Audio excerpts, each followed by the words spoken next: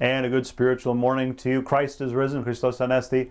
I'm Father Cosmas. Thank you for joining me from my prayer corner at home today for a quick chat and a morning cup of coffee. So we've talked about a lot of different things. We've talked about different ways of passing the time, passing the hours at home while we're sort of trapped and hunkered down with our loved ones. We've talked about how we're streaming different things and watching movies. We've talked about reading books and doing all these different things, game nights, spending time together.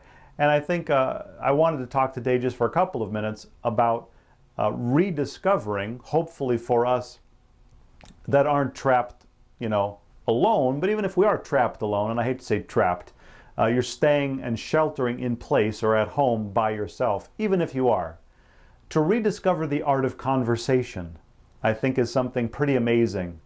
Because I think we're living at a time where we're losing the art of conversation. There are people that would rather send an email or a text or just post something on Instagram or tweet something. They would rather do that, post something on Facebook than have an actual conversation. And I think as a result of that, we're now dealing with a generation that's been raised texting rather than calling, and they might not really be that good at carrying on a conversation. I don't know if you've noticed this, but far too often if you talk to someone under the age of 20, many times they struggle to be able to carry on a conversation. And it's not just the younger kids that are under 20, it's the 20-somethings and even beyond.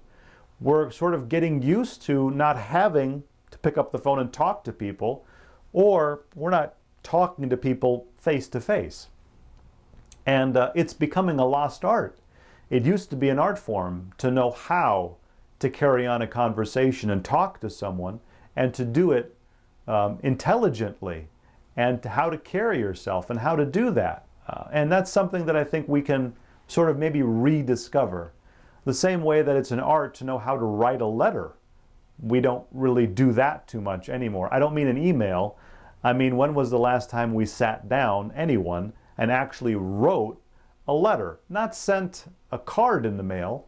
And you can see that oftentimes people will send a card, not a digital card online, but just sort of a card, and they sign their name, and it's something that sort of has a message already pre-printed that you buy with the card. But when was the last time we sat down and wrote a letter to somebody?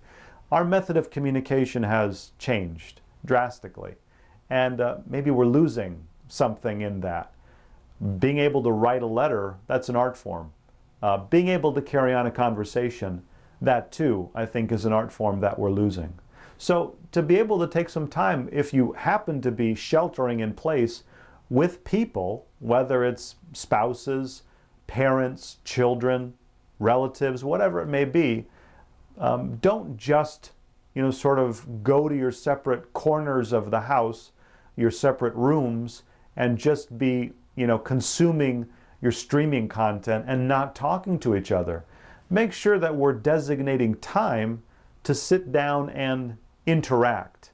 And far too often it's married couples that are the biggest culprits of not communicating well. And sort of communicating is different than having to talk to each other. Well, I have to say this because we have to get this done. Sitting down and asking your spouse if they paid the bills is not what we're talking about. That's not carrying on a conversation. And it's sort of making sure that we're communicating with people and that we're learning, especially, again, the younger generation, learning the art of carrying on a conversation. It's an amazing thing.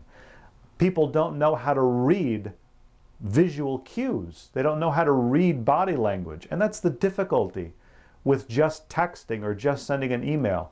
You sort of write this down and you just sort of send it out there, and you've written down maybe a whole conversation, sentence after sentence after sentence, and you're building one sentence on another, and you're not able to see how any of those statements affect the person that you're communicating to.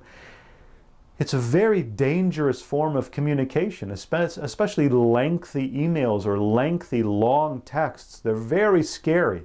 And I often tell people, as a spiritual father, if you can avoid that, please avoid it. I mean, obviously you have to do it in business, and you follow certain guidelines in business to do that. But personally, avoid it. If you find yourself disturbed by somebody, upset at somebody, don't just sort of blast out an email 5 minutes after they've done something and let them have it for a whole page. You're not seeing their reaction to every sentence, and you need to see that. Carrying on a conversation is important. You can sometimes hear it in someone's voice over the phone. You can hear it in the pauses in a conversation. You can hear it in what they're not saying as well as what they're saying.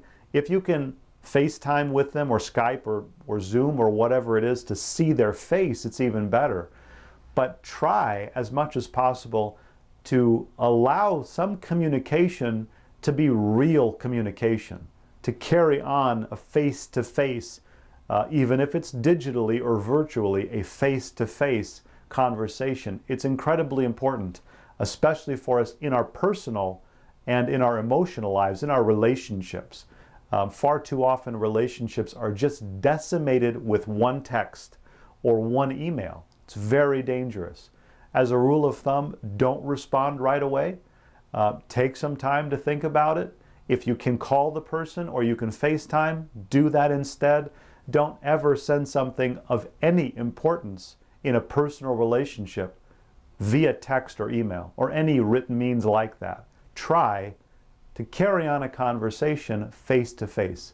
And hopefully in that way, we can continue to maintain our relationships during these difficult times, maybe even build up some relationships that have been lacking in our personal lives. Once again, may our risen Lord and Savior bless us and keep us this day and every day. Christ is risen.